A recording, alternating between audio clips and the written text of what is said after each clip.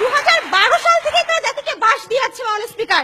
সেখানে রাজশাহী মেডিকেল কলেজের ভবনের দেয়ালে মাননীয় স্পিকার বাঁশের খনি পাওয়া যায় মাননীয় স্পিকার, যেখানে 30 কোটি টাকা তাদের মন্ত্রী পকেটে ঢুকিয়ে বলেন এই বাস ব্যবহারে কোনো ঝুঁকি নেই। মাননীয় স্পিকার, গাইবান্ধার 10 লাখ টাকার বিনিময়ে যখন স্কুলের ওয়াশ ব্লক তৈরি করা হয়েছিল, সেই ওয়াশ ব্লকের কিন্তু উন্নত মানের বাঁশের কঞ্চি ব্যবহার হয়েছিল। মাননীয় স্পিকার, আজ 2.48 লাখ টাকা ব্যয়ে কৃষি অফিসেও বাঁশের বিশেষ ব্যবহার আমরা দেখেছি মাননীয় স্পিকার। শুধু বাঁশ দিয়েই তারা ক্ষান্ত হয়নি মাননীয় স্পিকার, তারা ওভার ক্রিয়েটিভিটির জন্য পিলারের মধ্যে সিমেন্টের বদলে মাটি আর খড় বদলে আবর্জনা দিয়ে দিয়েছিল মাননীয় স্পিকার। মাননীয় স্পিকার, আমরা আরেকটা প্রশ্ন নেই, দেখি সরকারের অনেক প্রশ্ন রয়েছে দেখতে পাচ্ছি। ধন্যবাদ মাননীয় স্পিকার। আসলে তিনি আজকে বাঁশের কথা বলে গেলেন, আসলে তিনি কোন বাঁশের কথা বললেন সেটা আসলে তিনি ভালোভাবে ব্যাখ্যা করেননি। আপনারা একটু বলে যান, আমাদের সময় তো বাঁশ দেখেছেন, আর আপনাদের সময় যে মানুষ বিদ্যুতের নামে শুধু খাম্বা দেখেছে, এটা একটু ব্যাখ্যা করে দেন। মাননীয় স্পিকার, আমরা হয়তো দেইনি, কিন্তু অন্তত পক্ষে বাস তো দেইনি মাননীয় স্পিকার।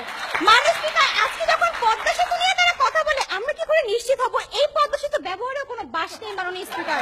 মাননীয় স্পিকার, হয়তো বা এই পদ্মা সেতু সেই ফাইনাল ডেস্টিনেশন মুভির মতো করে যে কোনো মুহূর্তে ভেঙে পড়তে পারে মাননীয় স্পিকার, আর তখন তাদের মন্ত্রী হয়তো বলবেন it is just an accident. মাননীয় স্পিকার, আজ যখন যতীন্দ্রমোহন বাগচি বেঁচে থাকতো, তাহলে বলতেন বাঁশবাগানের মাথার উপর চাঁদ উঠেছে, ওই চাঁদের জায়গায় চাঁদ তো আছে, বাঁশগুলো সব কই।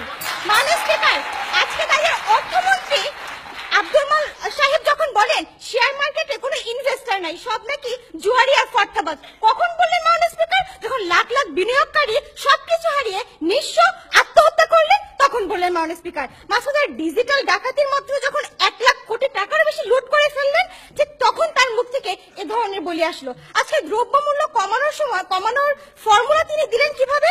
একদিন বাজারে যেন না, দ্রব্যমূল্য এমনিতেই কমে যাবে, কিন্তু যখন তাতেও কোনো ফায়দা হলো না মাননীয় স্পিকার, তখন বললেন রান্না বান্নার জন্য বাসাবাড়িতে গ্যাস সরবরাহ বন্ধ করে দিতে হবে।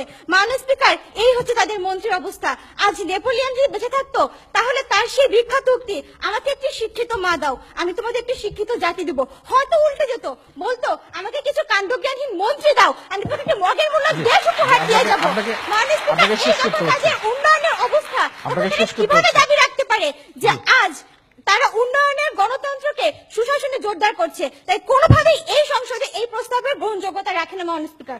ধন্যবাদ মাননীয় স্পিকার। আসলে উন্নয়নের গণতন্ত্র সুশাসন জোরদার করছে কিনা সেটি নিয়ে আমরা আমাদের আজকের আলোচনায় অবতীর্ণ হয়েছি। আসলে এই সরকার যে উন্নয়নের কথা বলছে, সেই উন্নয়ন আসলে কতখানি উন্নয়ন তার প্রশ্ন তারা রেখে, যাতে এই প্রস্তাবটি